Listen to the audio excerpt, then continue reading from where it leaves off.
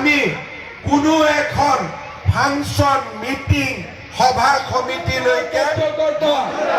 চিয়াংদুৱাৰৰ কাৰ্যকৰ্তা বন্দে বহুত বহুত ধন্যবাদ ইলেকশ্যন জিকিমে আপোনালোকে পুৰা কষ্ট কৰি থাকক বহুত বহুত ধন্যবাদ জয় হিন্দ বন্দে মাতৰম আমি ভাৰতীয় জনতা পাৰ্টি চিটাং জিলাৰ সমূহ কাৰ্যকৰ্তাৰ তৰফৰ পৰা আমাৰ